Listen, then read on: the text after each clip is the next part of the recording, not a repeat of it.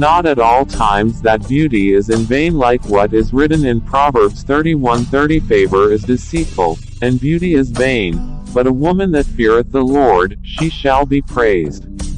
But that is not the eternal truth, only the word of God, not what Solomon said. The true beauty is very essential. We can behold the true beauty of Lord in his house, Psalm 27:4. One thing have I desired of the Lord, that will I seek after, that I may dwell in the house of the Lord all the days of my life, to behold the beauty of the Lord, and to enquire in his temple. But the beauty of people here on earth is temporal, and they can inherit also to their children. When Christ was suffered for sinners on this earth, especially when was crucified on the cross, there was no beauty that should desire to him, Isaiah 53:2 downward. 2. For he shall grow up before him as a tender plant, and as a root out of a dry ground. He hath no form nor comeliness, and when we shall see him, there is no beauty that we should desire him. 3. He is despised and rejected of men, a man of sorrows, and acquainted with grief, and we hid as it were our faces from him. He was despised, and we esteemed him not. 4. Surely he hath borne our griefs, and carried our sorrows, yet we did esteem him stricken, smitten of God, and afflicted. 5. But he was wounded for our transgressions, he was bruised for our iniquities. The chastisement of our peace was upon him, and with his stripes we are healed. 6. All we like sheep have gone astray. We have turned every one to his own way, and the Lord hath laid on him the iniquity of us all. 7. He was oppressed, and he was afflicted, yet he opened not his mouth. He is brought as a lamb to the slaughter, and as a sheep before her shearers is dumb, so he openeth not his mouth. 8. He was taken from prison and from judgment, and who shall declare his generation? For he was cut off out of the land of the living, for the transgression of my people was he stricken.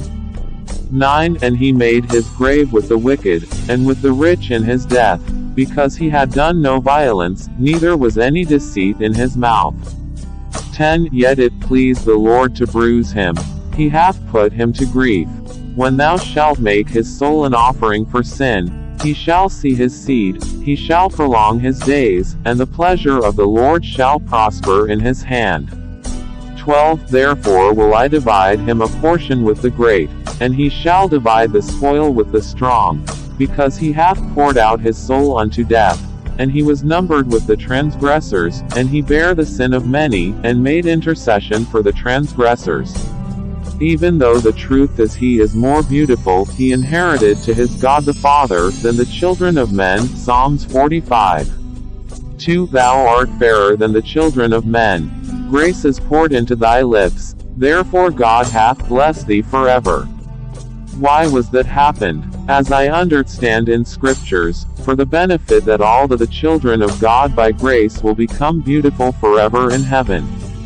Why he came down from heaven to earth, to save those who are lost and make them citizens of heaven. Why Christ took the form of a servant, Philippians 2:7, so that when we suffer for him we will reign with him, 2 Timothy 2:12. Why he became partakers of flesh and blood, Hebrews 2:14, so that he will change our vile body, that it may be fashioned it like unto his glorious body, Philippians 3:21. And many others that cannot totally explain here the finished work of Christ on the cross. As we have borne the image of the earthy, we shall also bear the image of the heavenly, 1 Corinthians 15:49. God only can turn curse into blessing, Nehemiah 13:2.